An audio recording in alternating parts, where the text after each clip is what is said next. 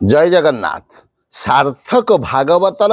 आलोचनार परिसर को आपण मानक स्वागत। आज आम श्रवण करवा सार्थक भागवतर भाग 5 पूर्व अध्याय आम श्रवण करते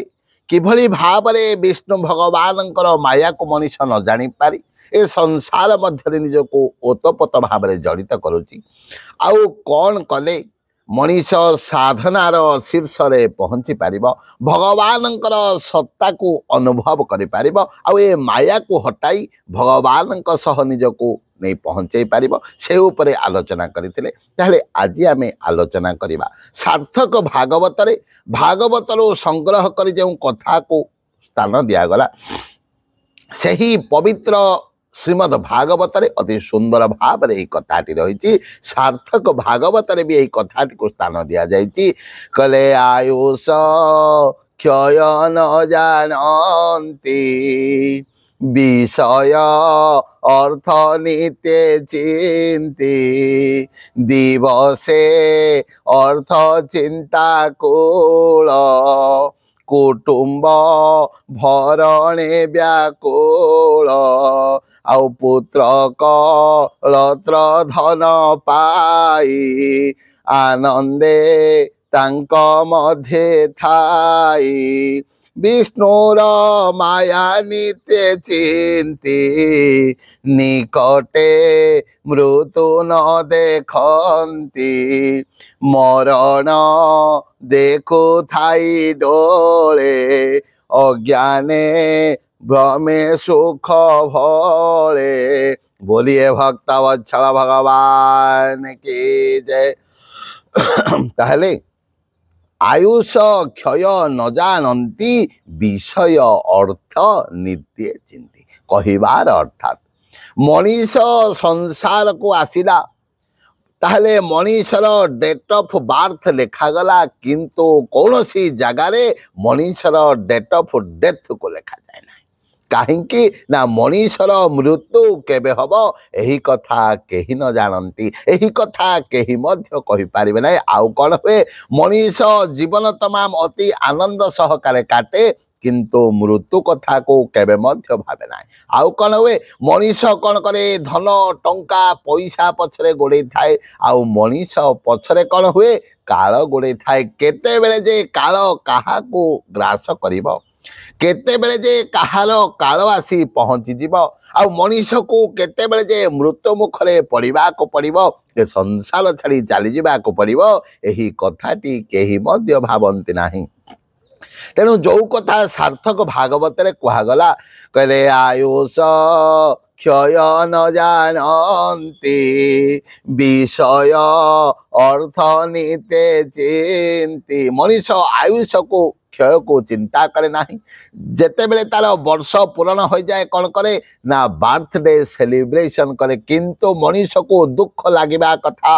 मनीष को धिकार लगिबा कथा मनीष को एक कथा चिंता करबा को पड़िबा कथा जे जीवन रो गोटिए वर्ष चलीगला भगवत मुखी होई पारिला ही भगवान को पाखरे पहुंची पारिली नाही कि भगवान को सत्ता को अनुभव करि पारिली नाही ए जो दुर्लभ जीवनटार किछि लाभ मिलिना नाही किंतु मनीष सही कथा को भूली जाई कौन करुची जीवन रो गोटिए वर्ष चलीगला बोली अति आनंद उल्लास रे सी कौन करुची बर्थडे सेलिब्रेशन करुचे। तेणु सार्थक भागवत कहले कले आयुष क्षय न जानती आउ विषय अर्थ नित्य चिंती आउ प्रत्येक समय मनीष कौन करुची अर्थ का अर्थर जोगार करने आउ विषय मध्य निजको हजई देवाई सबु बेले बुलिला किंतु आयुष क्षय कथा को दिने मध्य चिंता कला नहीं आयुष क्षय कथा को दिने मध्य भाविला नहीं। तेणु सार्थक भागवत कहले दिवसे अर्थ चिंता कूल कुटुंब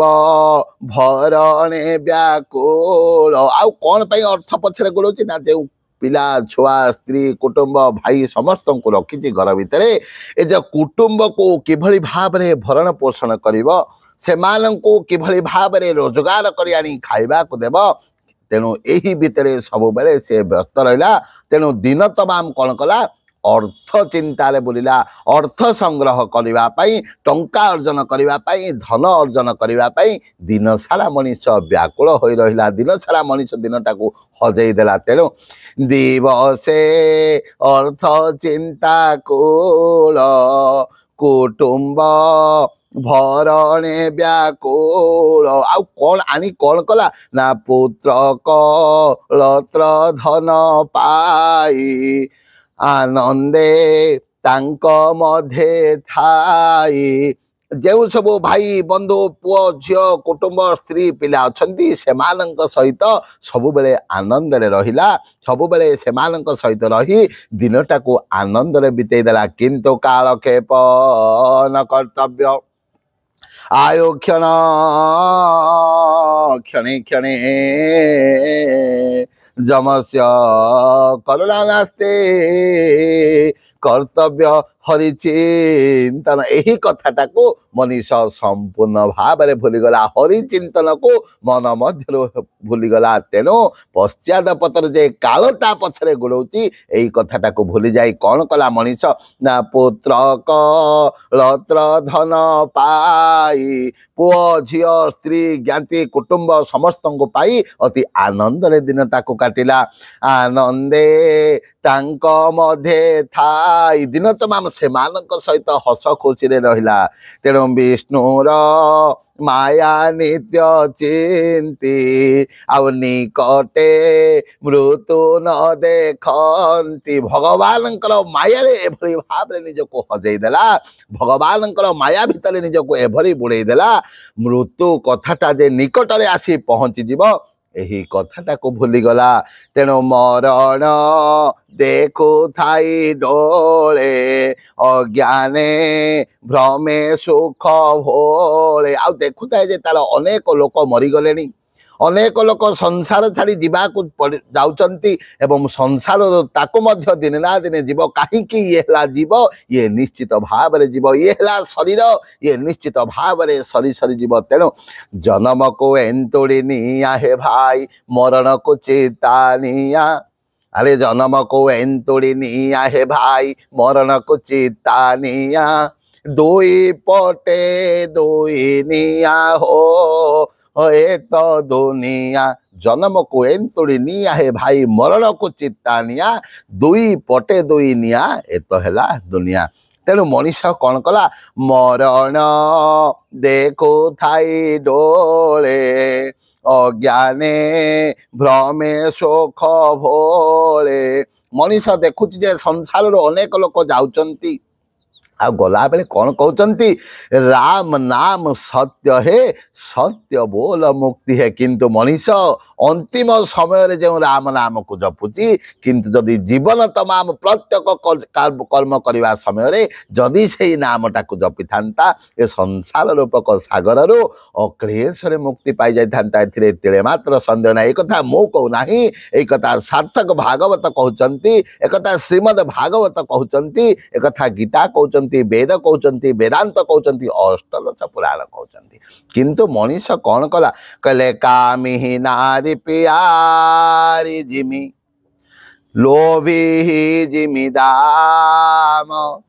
तिमी रघुनाथ निरंतर प्रिय लागोई मोहि राम संत गोस्वामी कहते प्रभु को कहले प्रभु मते जेभली भाव में कामी काम प्रवृत्ति को खोजी थाए कामी लोक को खोजी थाए नारी को खोजी थाए आउ लोभी लोक सब बेले धन को खोजी थाए मते सेमिति करि दियंतो प्रभु मु जे भली भाव में जीवन तमाम से राम नाम को खोजिबी से भगवान नाम को जप करी कौन कहले कहले कामी नारी प्यारी जिमी लोभी जिमी दाम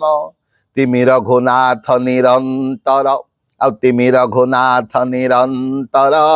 प्रिय लागई मोहि राम कहीं ना राम नाम कहे सब साधन है सोन अंक गए कछु हाथ नहीं अंक रहे 10 गुण आपण संसार जेकोसी संख्या को लिखि दिंतु जदि ता पूर्व जदि ता पूर्व जदि कौन संख्या लेखा जाए ना एवं संख्यार पर जेते गोटी शून्य रही तार मूल्य रही था किंतु शून्यर पूर्वर जदि संख्या लेखा जाए ना से शून्यर कौन मूल्य न थाए ठीक से भाव में मनीष संसार को आसला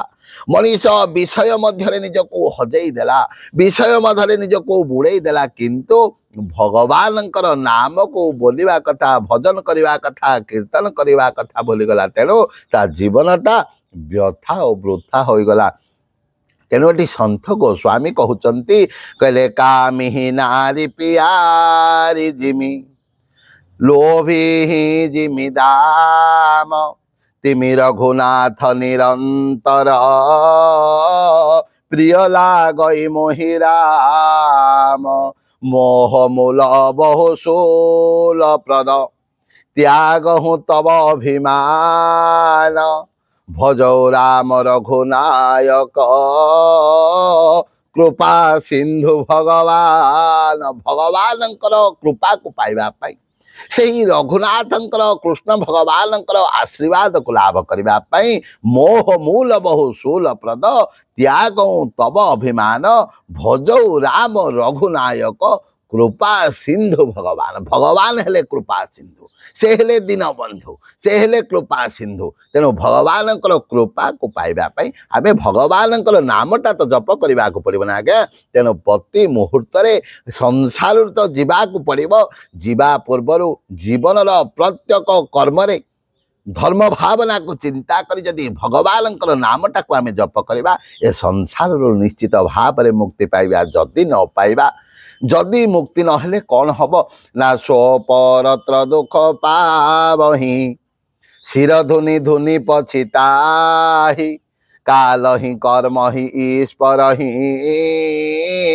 मिथ्या दोष लगाई अरे से पछे दुख पाइब कपाल रे कर मारिब काल कर्म ईश्वर को मिथ्यारे दोष लगाइब तेणु सो परत्र दुख पावही शिर धुनि धुनि पछिताही काल ही कर्म ही ईश्वर ही मिथ्या दोष लगाए मनीष चिंता करे जे वृद्ध समय पड़ी जेते बेले रिटायरमेंट हम मनीष कौन कर भगवान नाम कीर्तन कर मत अनेक लोक कहते आज्ञा ए बयस आम कहीं डाकिबा जिते बेले रिटायरमेंट होते आम भगवान को डाकिबा अरे भाई रिटायरमेंट केबे एक कथा किए जानी जिते बेले काल चाहिए संसार आमको रिटायरमेंट करदेव तेणु रिटायरमेंट कथा को चिंता न करी आपण माने जीवन प्रत्येक मुहूर्त भगवान को चिंता करंतु प्रत्येक क्षण भगवान नाम को चिंतन करंतु कहीं काल खेप न कर्तव्य आयु क्षण क्षण क्षण जमस्य करुणा नास्ति कर्तव्य हरिचिंतन घंटार सेकेंड घंटा कौची प्रत्येक समय थोड़ा मृत्यु पाखे आसला पाखे आसला पाखे आसला घंटार मिनट घंटा प्रति क्षण सूचे दौर किंतु मनीष से कथा को थे चिंता करूनी किंतु आम थे चिंता करने कथा कवि कहले कहले क्षण भंगुर दोनिया बाबो भूल भूल ना केहि नो हई का हार सबो मिथ्या छलना क्षण भंगुर दोनिया बाबो भूले भूलना केहि नो हई का हार सबो मिथ्या छलना दिने उड़ी जीव ए दिने उड़ी जीव प्राण वायु पड़िब काया भगवान तुमे मानवर छिंडा ओ माया सेही प्रेम रस से ही प्रेम रस प्रेम नामे मजरे माया भगवान तुम्हें मानवर छिंडा ओ माया भगवान को कौन प्रार्थना करवा भक्ति चाहूनी चाहूची मुक्ति हे रघुवीर भक्ति चाहूनी चाहूची मुक्ति हे रघुवीर ए मानव जन्मे नुहई केहि काहार क्षण भंगुर दोनिया बाबो भूले भूलना केहि नुहई का हार सबो मिथ्या छलना एठी केहि काहार नुहंती आज्ञा समस्ते स्वार्थ लागी करही सब प्रीति ନିଜର ସ୍ୱାର୍ଥ ହାସଲ କରିବା ପାଇଁ ନିଜର ସ୍ୱାର୍ଥକୁ ପାଇବା ପାଇଁ ଏଠି ସମସ୍ତେ ପ୍ରୀତି କରୁଛନ୍ତି। ଆଉ ଏ ଶରୀରଟା ମଧ୍ୟ ନିଜର ଯେତେବେଳେ ନୁହେଁ ଏ ସଂସାରଟା କିଭଳି ଭାବରେ ଆପଣମାନଙ୍କର ହେବ। ତେଣୁ ବିଷ୍ଣୁ ମାୟାରେ ଏ ଜଗତ ଦିଶଇ ଇନ୍ଦ୍ରଜାଲ ମତ। ତେଣୁ ଶ୍ରୋତା ବନ୍ଧୁ ଆଜି ତ ସମୟ ହୋଇଯାଇଛି ସାର୍ଥକ ଭାଗବତର ଭାଗ 5କୁ ଆମେ ଶ୍ରବଣ କଲେ। ଏଭଳି ଭାବରେ ପ୍ରତ୍ୟେକ ଦିନ ଆମେ ପବିତ୍ର ଗ୍ରନ୍ଥ ସାର୍ଥକ ଭାଗବତ ଯେଉଁ ଭାଗବତରୁ ସଂଗ୍ରହ କରି ସାର୍ଥକ ଭାଗବତରେ ସ୍ଥାନ ଦିଆଯାଇଛି ସେହି ସାର୍ଥକ ଭାଗବତର ପ୍ରତ୍ୟେକ ଅଧ୍ୟାୟକୁ ଆମେ ଭଲ ଭାବରେ ବୁଝିବା ପାଇଁ ଚେଷ୍ଟା କରିବା। କାହିଁକି ଏହି ଜ୍ଞାନ କଥାକୁ ଯଦି ଜୀବନରେ ପ୍ରୟୋଗ କଲେ କାହିଁକି ଯଦି ଜ୍ଞାନଟା ହୋଇଗଲା ମଣିଷର ନିଶ୍ଚିତ ଭାବରେ ମଣିଷ ପ୍ରକୃତ ତତ୍ତ୍ୱକୁ ଜାଣିଗଲା। ତତ୍ତ୍ୱ ଜାଣିଲେ ତୁଟେ ଭ୍ରାନ୍ତି ଭବ ସାଗର ତରି ଯାଆନ୍ତି। ଭବ ଅର୍ଥାତ୍ ସଂସାର ଏ ସଂସାରରୁ ପାରି ହୋଇଯିବାର ରାସ୍ତାଟା ଆମକୁ ଆପେ ଆପେ ମିଳିଯିବ। ତେଣୁ ଯଦି ଆପଣମାନଙ୍କର କିଛି ସନ୍ଦେଶ ଥାଏ କିଛି ଜାଣିବା ପାଇଁ ଚାହୁଁଛନ୍ତି ତାହେଲେ ଆମ କମେଣ୍ଟ ବକ୍ସରେ କମେଣ୍ଟ କରନ୍ତୁ। ଯଥାସମ୍ଭବ ମୁଁ ଚେଷ୍ଟା କରିବି ଆପଣମାନଙ୍କର ଯେଉଁ ସବୁ ଚିନ୍ତାଧାରା ରହିଛି ଆପଣଙ୍କର ଚିନ୍ତାଧାରାକୁ ଆପଣମାନଙ୍କ ସମ୍ମୁଖରେ ମତବ୍ୟକ୍ତ କରିବା ପାଇଁ ଏବଂ ଆପଣଙ୍କର ଥିବା ସନ୍ଦେଶକୁ ଦୂର କରିବା ପାଇଁ ମୁଁ ଯଥାସମ୍ଭବ ଚେଷ୍ଟା କରିବି। ଆପଣମାନେ କମେଣ୍ଟରେ ଜୟ ଶ୍ରୀରାମ ଲେଖନ୍ତୁ ଏବଂ ଯଦି କିଛି ଜାଣିବା ପାଇଁ ଚାହୁଁଛନ୍ତି ତାହେଲେ କମେଣ୍ଟ ବକ୍ସରେ ଲେଖି ଆମକୁ ପଚାରି ପାରିବେ। ଜୟ ଜଗନ୍ନାଥ।